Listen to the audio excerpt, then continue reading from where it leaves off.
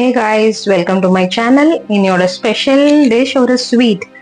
என்னன்னா கேரட் வச்சு நம்ம இன்னைக்கு லட்டு செய்ய போறோம். அதுக்கு தேவையான பொருள் என்னன்னு பார்த்துடலாம் வாங்க. 3 கேரட், பெரிய கேரட்டை கட் பண்ணி வச்சிருக்கிறேன். 1/2 கப் ரவை எடுத்துக்கோங்க.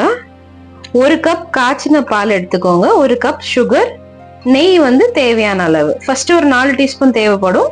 அதுக்கப்புறமா நீங்க உருட்டி எடுக்கிறதுக்கு கொஞ்சமா தொட்டு எடுத்துக்கிட்டா போதும்.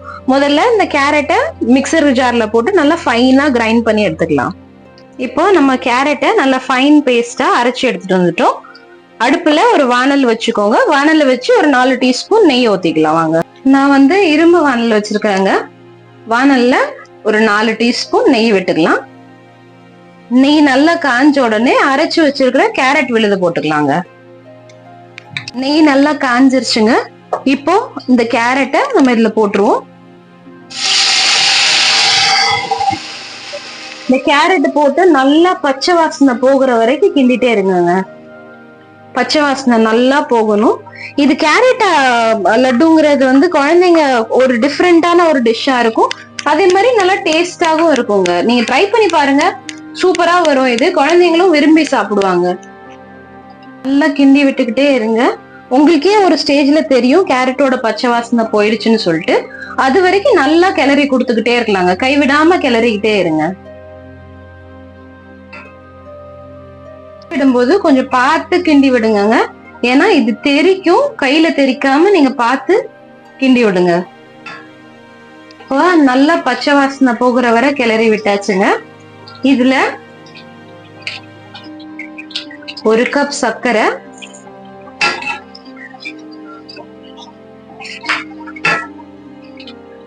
1/2 கப் ரவை, 1 கப் காய்ச்சின பால் எல்லாத்தையும் சேர்த்து கைவிடாம கிளறணுங்க. கைவிடாம கிளறினாதான் லம்ப்ஸ் ஃபார்ம் ஆகாம இருக்கும். நல்ல கெட்டி பதம் வர்ற வரைக்கும் கைவிடாம கிளறிக்கிட்டே இருங்க.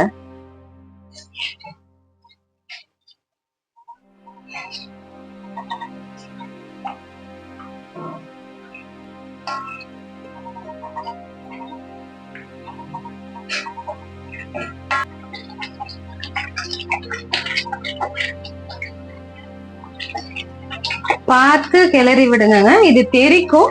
இப்பயும் சொல்றேன், பண்ணும்போது ஜாக்கிரதையா பண்ணுங்க, கையில தெரிச்சிடக்கூடாது.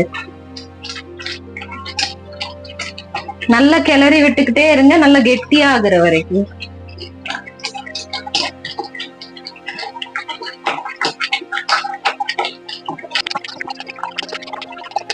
இப்ப பாத்தீங்கன்னா நல்லா சட்டியை விட்டு பிரிஞ்சு வருதுங்க. இங்க பாருங்க, உங்களுக்கே தெரியும் இவ்வளவு அழகா பிரிஞ்சு வருதுன்னு. இதுக்கப்புறம் இன்னொரு 2-3 நிமிஷம் நல்லா கெட்டியாகிற வரைக்கும் கிளறி விட்டுக்கிட்டே இருங்க. நல்ல ஒரு ஹெல்தியான ஸ்நாக்காவும் இருக்கும், குழந்தைங்களுக்கு புதுவிதமாவும் இருக்குங்க. கேரட் சாப்பிடாத குழந்தைங்களுக்கு இது கொஞ்சம் நல்லாவே பிடிக்குங்க.